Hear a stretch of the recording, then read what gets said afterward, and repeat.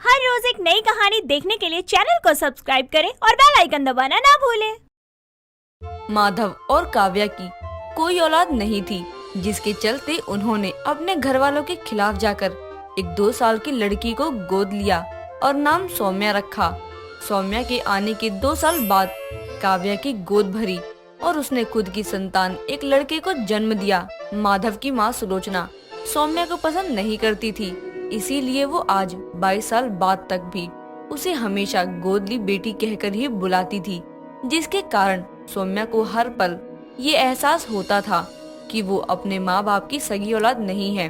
ऐसे ही एक सुबह नाश्ते के समय काव्या का बेटा रोहन नाश्ते की डिमांड करते हुए बोलता है, माँ कहाँ हो? जल्दी से नाश्ता लाओ ना, बहुत भूख लगी है मुझे। हाँ माँ, मुझे भी जल्दी से नाश्ता लाओ, मुझे कॉलेज के लिए लेट हो रहा है। इतने में नाश्ते की टेबल पर सुलोचना आती है और सौम्या से बोलती है, अरे इतनी ही भूख लगी थी तो खुद जाकर बना लिया करना, गोद ली बेटी है और नखरे तो देखो सगी बेटी से भी बढ़कर करती है। दादी फिर तो मुझे भी खुद बनाना पड़ेगा क्या खाना जाकर, क्योंकि सौम्या से पहले तो मैं चिल्लाया था खाने के लिए। अरे ना लल्ला, तेरे लिए तो मैं खुद खाना बना कर लाऊंगी। ये तो पराई है, लेकिन तू तो मेरा अपना है। सौम्या ये सुनकर आंखों में आंसू लिए वहाँ से जाने लगती है। तभी वहाँ पर काव्या आती है और सौम्या को रोकते हुए बोलती है, रुक सौम्या, बिना नाश्ता किए कहाँ जा रही है?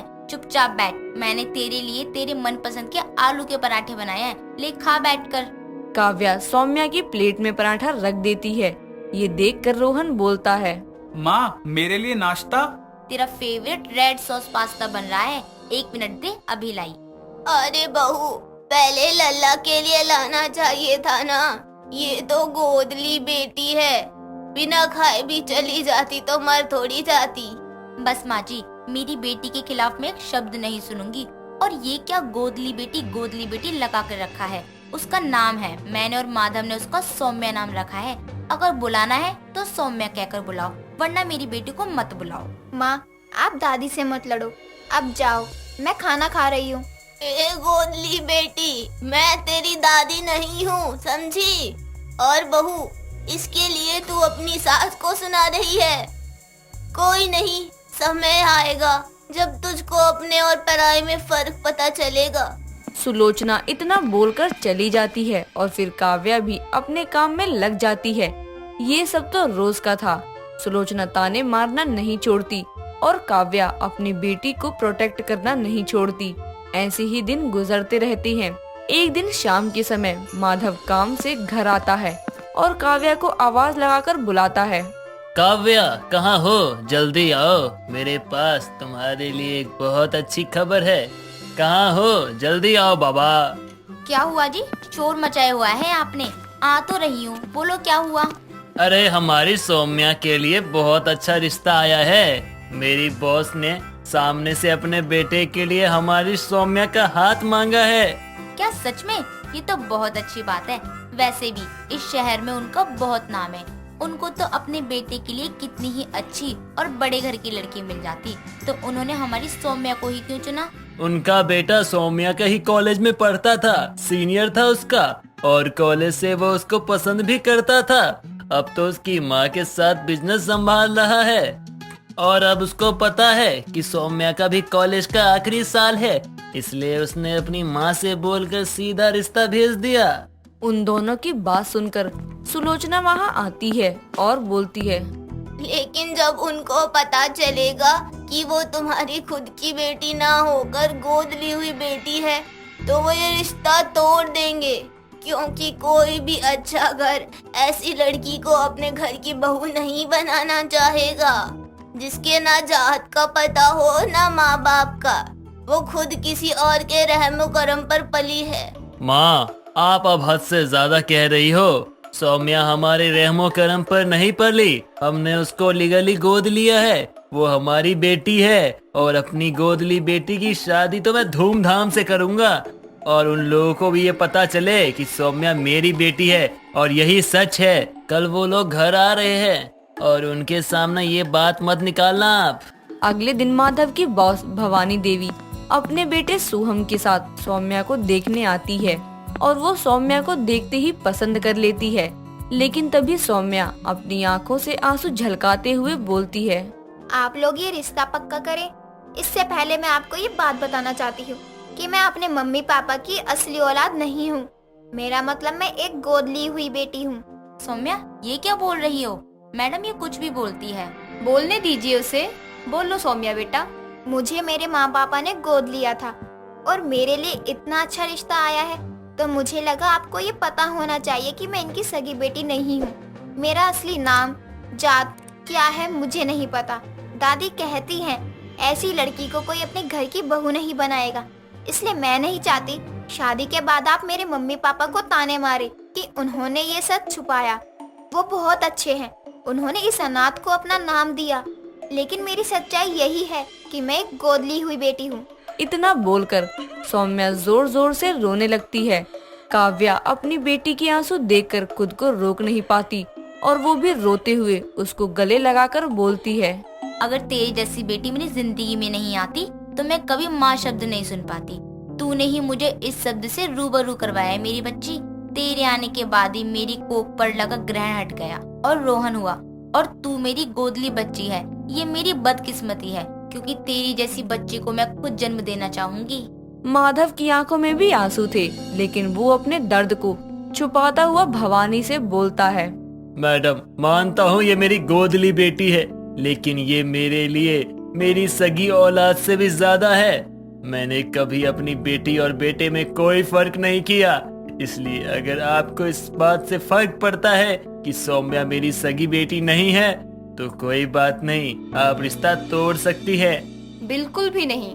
सौम्या जैसी दिल की साफ लड़की को कौन अपने घर की बहू नहीं बनाना चाहेगा। और ये गोद ली बेटी है तो क्या हुआ, ये इस दुनिया में आपकी बेटी के नाम से जानी जाती है और जाएगी। अब मैं जल्दी से अपने पंडित जी से बात करके शादी की तारीख तय करवाती हूँ। इतना बोलकर भवानी अपने बेटे संग वहाँ से चली जाती है और ये सब देखकर सुलोचना को भी अपनी गलती का एहसास होता है। उसने पूरी जिंदगी सौम्या को गोद ली बेटी के ताने मारे, जिसके चलते आज उसने अपने सुनहरे भविष्य को दांव पर लगा दिया। ये सच बताने के चलते इसीलिए सुलोचना सौम्या के पास आकर बोलती है, सौम्या बेटा, मुझे माफ कर दे। मुझे पता है तूने मेरी और अपने माता पिता की बातें सुन ली थी, तभी तूने आज खुद ही उन लोगों के सामने अपना ये गोद लेने वाला सच बता दिया।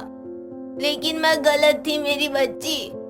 तेरे जैसी बच्ची की इस घर में बहुत जरूरत थी, शायद जभी तू हमें मिली। अब तेरी शादी में देखियो, सबसे ज्यादा तेरी दादी ही खुश रहेगी। जो लोग सोचते हैं ना कि मुझे मेरी गोदली बेटी प्यारी नहीं है, अब देखना मेरी बेटी की शादी इतनी धूमधाम से होगी कि सारा शहर देखेगा कि कैसे मैंने अपनी बेटी की शादी की है। सुलोचना सौम्या को गले लगा लेती है और सभी खुश थे। तभी रोहन वहाँ आता है और सबका ध्यान अपनी ओर खींचते हुए कहता है, सबको दीदी की पड़ी है। अरे मेरे ऊपर भी कोई ध्यान दो, मेरी बहन की शादी है। मैं सबसे महंगा वाला कोट लूंगा पापा, और हाँ, अलग अलग फंक्शन के लिए अलग अलग कपड़े लूंगा। मेरे कपड़ों में से जो कपड़ा बचेगा उसमें से तू अपने लिए शर्ट सिलवा लियो। सौम्या की इस बात पर सभी हंसने लगते हैं। अब शादी का मुहूर्त 2 हफ्ते बाद का निकलता है और फिर दोनों ही घरों में शादी की तैयारी शुरू होती है। माधव और काव्या कोई कमी नहीं छोड़ते अपनी बेटी की शादी में। खाने पीने से लेकर साज सजावट सब कुछ ही अच्छी होती है और आखिर शादी वाले दिन जब शादी करके सौम्या विदा होती है तो काव्या जाते जाते अपनी बेटी से बोलती है, मेरी बच्ची, हो सके तो अगले जन्म में मेरी कोख से जन्म लियो, क्योंकि तेरी जैसी बेटी को जन्म देकर एक माँ धन्य हो जाएगी। अपना ख्याल रखना, और इस घर की बहुत अच्छी बेटी थी तू, उस घर की बहू भी तू बहुत अच्छी बनना। आपकी ये गोद ली हुई बेटी आपका नाम कभी नहीं डुबाएगी माँ पापा। खबरदार, तूने अपने आप को गोदली बेटी कहा तो तू हमारी बेटी है, और आज के बाद ये शब्द अपने मुंह से मत निकालना तू। अच्छा दीदी, अब आप जा रही हो तो मैं आपका कमरा भी ले लूँ ना? मैं इस घर की बेटी हूँ और मैं इस घर में आती रहूंगी, इसलिए वो मेरा कमरा है, मेरा रहेगा। शादी हो गई लेकिन सड़ू की सड़ू रहोगी आप, बेचारे जीजाजी। रोहन की इस बात पर रोती हुई सौम्या की भी हंसी छूट जाती है, जिसके बाद वो सबका आशीर्वाद लेकर अपने ससुराल चली जाती है। नीमा के सर से खून निकलने की वजह से नीमा डर जाती है और अपनी सास स्वस्तिक के पास जाकर बोलती है। देखिए ना सासू माँ, मैं तो बड़ी परेशान हो गई हूँ। मेरा सिर तो धीरे धीरे सड़ जाएगा, मैं क्या करूँ? अरे ये जख्म तो बहुत ज्यादा बढ़ चुका है, चल मैं अभी डॉक्टर के पास ले चलती हूँ। नीमा के सर में जख्म देखकर स्वस्तिक उसे एक लेडी डॉक्टर के पास लेकर जाती है। डॉक्टर उसके सर को चेक करके बोलती है, आप लोग अपने शरीर की साफ सफाई का ध्यान नहीं रखते क्या? सिर को देखकर तो इतनी घृणा आ रही है। नीमा अपनी माँ सुलेखा को अपना सर खुजाते हुए बोलती है। देखो ना माँ, ये अजीब सी बीमारी लगी हुई है मुझे। सिर की खुजली की वजह से मैं बहुत ज्यादा इरिटेट हो रही हूँ। मुझे समझ नहीं आ रहा कि मैं क्या करूँ जिससे ये खुजली मेरा पीछा छोड़ दे। अरे क्या हुआ तेरे सिर में? लगता है सर्दियों की वजह से मुझे डैंड्रफ हो गया है। आ मेरे पास बैठ और दिखा अपना सिर। सुलेखा नीमा के सर में हाथ फेरती है और नाक सिकोड़ते हुए बोलती है, छी छी, क्या गंद भर लिया अपने सर में। तेरे सर में तो जुओं का पूरा खानदान पल रहा है। मुझसे दूर रह, वरना मेरे भी हो जाएंगी। क्या जुए, वो भी मेरे सर में? अरे माँ, लगता है आपके चश्मे का नंबर बढ़ गया है। जरा अच्छे से चेक करो, वो डैंड्रफ होगा। मैं झूठ नहीं कह रही, तेरे सिर में जुए हैं और एक दो नहीं, पूरा का पूरा सर भरा हुआ है तेरा। हे भगवान, अब मैं क्या करूँगी? अरे ये इन्फेक्शन जैसी बीमारी को लेकर तुम मुझसे और किचन से दूर ही रही हो। माँ, कम से कम आप तो ऐसा मत कहो। मेरे फ्रेंड्स के बीच में मेरी कितनी बेइज्जती होगी। और तो और जब मैं अपने ससुराल वापस लौटूंगी तो मेरी सास तो मुझे घर में ही नहीं घुसने देगी। मेरे पास एक उपाय है। जल्दी बताओ ना माँ, मुझे टेंशन हो रही है। बताती हूँ। तो सबसे पहले बालों को अच्छी तरह धोकर उसमें कंडीशनर लगाकर नहा ले, फिर बताती हूँ क्या करना है। सुलेखा की इतनी बात को सुनकर नीमा फटाफट बालों को वॉश करके उस पर कंडीशनर लगाती है और गीले बालों में सुलेखा के पास आती है। सुलेखा उसे देखते हुए बोलती है, अब व्हाइट टॉवल और बारीक कंघी मेरे कमरे के ड्रॉर में पड़ी होगी, जा लेकर आ उसे। अच्छा माँ। नीमा उसके कमरे में जाकर कंघी और व्हाइट टॉवल लेकर आती है, जिसके बाद वो सुलेखा को देते हुए बोलती है, इससे क्या होगा माँ? मेरी सारी जुएं उड़कर आसमान में चली जाएंगी क्या? अरे ना समझ, तू बैठ पहले मेरे पास। सुलेखा उसे व्हाइट टॉवल बिछाने की कहती है और बालों को टॉवल पर झुकाते ही वो उसके बालों में कंघी करने लगती है। कंघी से झाड़ते ही टॉवल पर जुओं की बरसात हो जाती है। ये सब देखकर सुलेखा उसकी जुओं को अपने नाखून से मारते हुए बोलती है, हमारे जमाने में मेरी माँ मेरी और मेरी छोटी बहन के जुएं पड़ जाने पर यही इलाज करती थी। उन्हें तो हाथों से भी निकालना आता था। हाँ माँ, मेरे सर को बहुत आराम मिल रहा है, नहीं तो खुजा खुजा कर तो मैंने अपने सर में दर्द ही कर दिया था। और इस कंघी से तो मुझे बड़ा रिलैक्स फील हो रहा है। और देखो तो इस टॉवल पर कैसे जुओं की लाशें बिछ गई हैं। जुओं से हमारे बाल कमजोर होकर टूटने लगते हैं। जुएं हमारे सिर में रहती भी हैं और हमारा खून भी चूसती हैं, जिसकी वजह से हमारे सर में खुजली और जख्म बन जाते हैं। इसलिए इसका इलाज पहले ही कर लो तो ही अच्छा है। माँ, आपके सिर में कभी जुएं पड़ी? तू पहले अपने सिर की जुएं निकाल ले, मेरे सिर की बाद में बात करियो। सोच रही हूँ एक दो प्राणी आपके सर पे भी ट्रांसफर कर दूं। इनकी पार्टी हो जाएगी आपके सर पे भी। अच्छा, मेरे क्यों? अपनी सास के सिर में डालियो और हो सके तो अपने ससुर के भी सिर में डाल दियो। अरे ना रे बाबा। और हाँ, एक बात ध्यान रहे, इस टॉवल को बहुत अच्छे तरह से धो लियो, वरना किसी और की भी जुएं चढ़ जाएंगी। इसलिए कहते हैं अपनी कंघी, रुमाल और टॉवल किसी से शेयर नहीं करना चाहिए। ओ, अब समझ में आई बात। तेरा दिमाग भी तेरी तरह ऑलवेज लेट है। थैंक्स माँ, मेरी हेल्प करने के लिए। अच्छा हुआ जो आपने समय रहते मेरी सारी जुएं निकाल दी, वरना मेरी सास मेरे जुओं वाले बाल देखती तो बड़ी दिक्कत हो जाती। चलो, कल मुझे वापस भी जाना है तो मैं पैकिंग कर लेती हूँ। अरे सही से साफ कर ले, नहीं तो दोबारा हो जाएंगी। नीमा सुलेखा की बात को अनसुना करके लापरवाही करती है। अगले दिन वो अपना बैग पैक करके अपने ससुराल वापस लौट जाती है। वहाँ पहुँचते ही वो अपनी सास स्वस्तिक के पैर छूकर बोलती है, कैसे हो माँ जी? घर बहुत सुना हो गया था तेरे जाने से। और तेरे मायके वाले ठीक तो हैं? हाँ माँ जी, माँ भैया दीदी पापा सब ठीक है। अरे माँ जी, आपको कुछ बताना था, मैं तो भूल ही गई। अरे अरे तनिक थम जा, थोड़ा आराम कर ले, अभी ही आई है और बातों की रेल बनाना शुरू कर दी। हाँ हाँ ठीक है माँ जी, मैं अभी थोड़ी देर में आती हूँ। नीमा वहाँ से चली जाती है और कुछ दिनों बाद उसे अपने पति अजीत के साथ उसके दोस्त की शादी का इनविटेशन आता है, जिसमें नीमा भी अजीत के साथ जाती है। पार्टी में वो बहुत सुंदर लग रही थी, लेकिन उसका एक हाथ हमेशा उसके बालों और सर पर खुजाते हुए ही था। ये देखकर सब लोग वहाँ उसे नोटिस कर रहे थे। उन्हें इस तरह से देखकर नीमा अपने मन में अपने आप से बोलती है, हे भगवान, मेरे सर में इतनी खुजली क्यों हो रही है? कहीं मुझे दोबारा से जुए तो नहीं हो गई? अगर ऐसे ही सर खुजलाती रहूंगी तो सबको पता चल जाएगा कि मेरे सर में जुओं का अड्डा बना हुआ है। यार साफ तो की थी मैंने, दोबारा से हो गई है क्या? तभी वो शादी के बाद दुल्हा और दुल्हन के साथ फोटो क्लिक करवाने जाती है। नीमा बार बार अपने हाथ से सर में खुजा रही थी। ये देखकर कैमरामैन उसे बोलता है, अरे मैडम जी, ये पोज शूट नहीं कर रहा, अपने हाथों को नीचे कर लीजिए।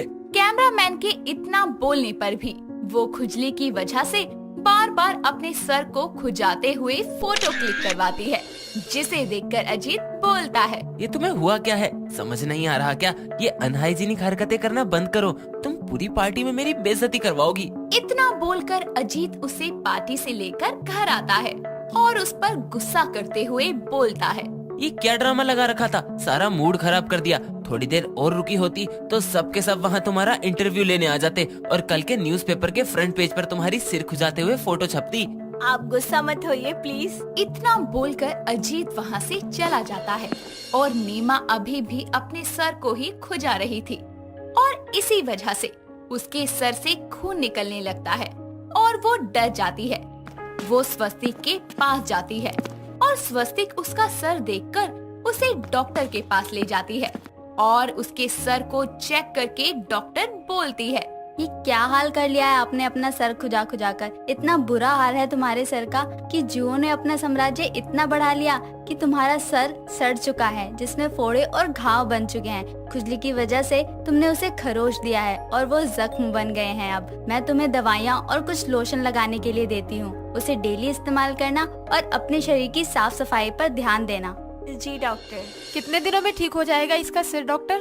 अब बीमारी बड़ी शिद्दत से पाली है तो जाने में भी वक्त लगेगा। आप 1-2 बार चेकअप के लिए आ जाइएगा। ठीक है डॉक्टर। दवाइयों, लोशन और पर्सनल हाइजीन का रेगुलर अच्छे से ख्याल रखने पर नीमा के सर के जख्म ठीक हो जाते हैं और कुछ ही दिनों में उसके बाल और भी चमकदार और खूबसूरत हो जाते हैं। दोस्तों, अगर आपको ये कहानी पसंद आई तो इसे लाइक करें, शेयर करें और कमेंट करके बताएं कि कहानी में आपको सबसे अच्छा क्या लगा।